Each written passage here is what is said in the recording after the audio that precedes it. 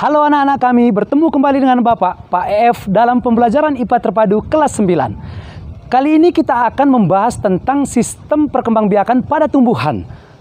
Sambut dulu salam Bapak, salam SFD. Semangat, fraternitas, Dina.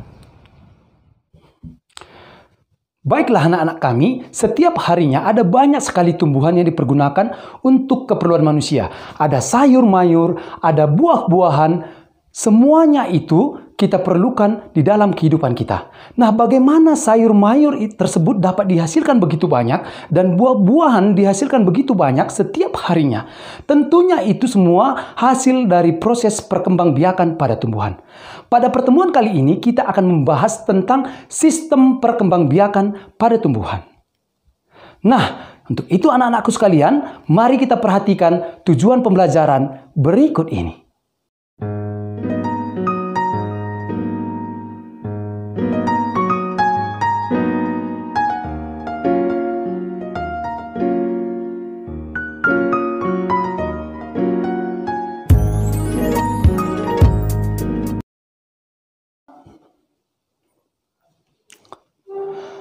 Baiklah anak-anak kami, kali ini kita akan membahas tentang sistem perkembangbiakan pada tumbuhan. Nah, tumbuhan yang kita bahas di sini nanti ada 4 jenis, yaitu tumbuhan Angiospermae, kemudian tumbuhan Gymnospermae, kemudian tumbuhan paku, kemudian yang terakhir nanti yaitu tumbuhan lumut. Baik, langsung saja kita bahas yang pertama itu adalah tumbuhan Angiospermae. Nah, tumbuhan Angiospermae atau tumbuhan berbiji tertutup ya, nanti berkembang biak dengan 2 cara. Yang pertama itu dengan vegetatif dan generatif. Nah, dengan vegetatif itu ada 2, yaitu vegetatif alami dan vegetatif buatan. Tentunya vegetatif buatan itu adalah dengan bantuan manusia. Oke. Nah, yang pertama vegetatif alami, ada rizoma. Nah, seperti pada gambar di sini ya, cirinya dia memiliki ruas. Pada ruas ini nanti akan tumbuh tunas. Ya, tunas ini akan tumbuh menjadi individu baru. Itu adalah rizoma. Contohnya itu pada kunyit, ya, lengkuas, ya, jahe, dan banyak lagi contoh-contoh yang lain. Kemudian yang kedua yaitu stolon. Seperti pada gambar di samping, yaitu cirinya batangnya menjalar di atas tanah. Contohnya stroberi. Yang ketiga ada umbi lapis. Ya, umbi lapis ini ciri utamanya daunnya berlapis-lapis. Contohnya pada bawang merah dan bawang putih. Oke, selanjutnya ada umbi batang. Ya, cirinya itu batangnya akan mengalami pengembungan yang berisi cadangan makanan. Contohnya ini pada kentang dan ubi jalar.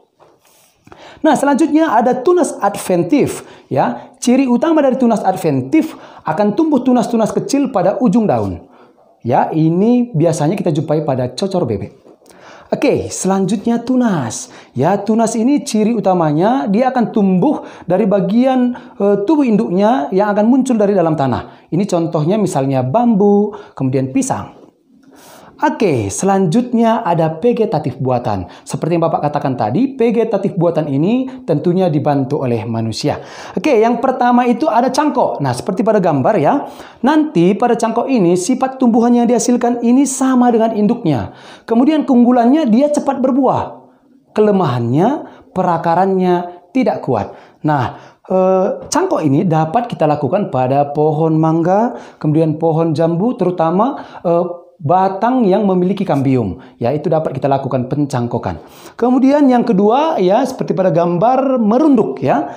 Merunduk ini dapat dilakukan pada tanaman yang memiliki cabang yang panjang. Ya, kemudian kita rundukkan ke tanah, kemudian nanti bagian yang kita rundukkan ke tanah akan tumbuh akar.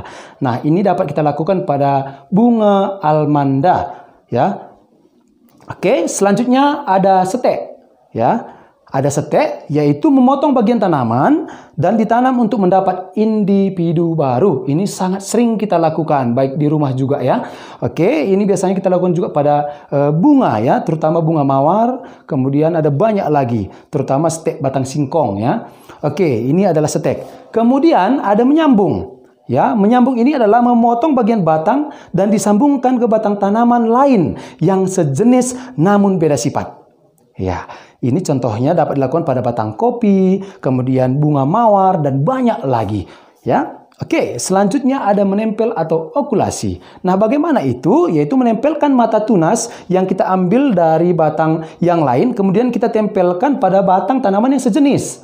Ya, nah ini biasanya kita lakukan yaitu pada pohon jeruk. Ya, seperti yang di tanah kelahiran kini, tanah Karus Malam, yaitu untuk membibitkan pohon jeruk itu kita lakukan dengan okulasi untuk mendapatkan bibit yang unggul.